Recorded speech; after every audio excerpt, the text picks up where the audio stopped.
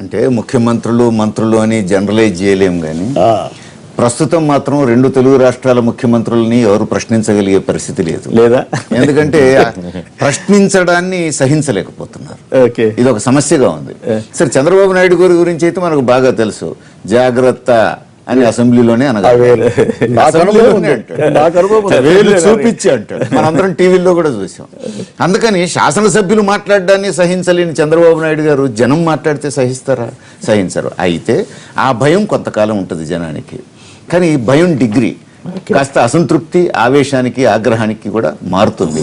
ఈరోజు భయపడ్డ వాళ్ళు లేదా మరుసటి రోజు కొంచెం అసంతృప్తికి లోనైన వాళ్ళు ఆ తర్వాత సరే, చంద్రబాబు గారు కావచ్చు, కేసీఆర్ గారు కావచ్చు, మోడీ గారు కావచ్చు, వీళ్ళు నిజాలకి భయపడా, లేకపోతే నిజాలు చెప్పకూడదనా, లేకపోతే వాళ్ళు చెప్పింది ఏదైనా సరే నమ్మాలనా? ఏమిటి వాళ్ళ లక్ష్యం? ఏమైంటుంది?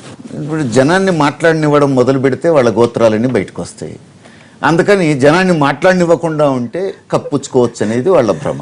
కానీ ఎంతకాలం కప్పుచ్చుకోగలరు?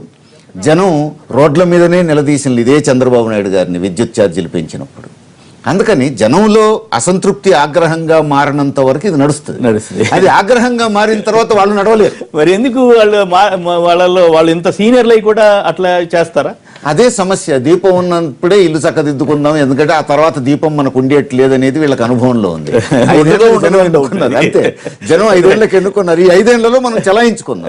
ఆ తర్వాత ఎట్లాగూ ఈ అధికారం ఉండదు అనేటువంటి పద్ధతుల్లో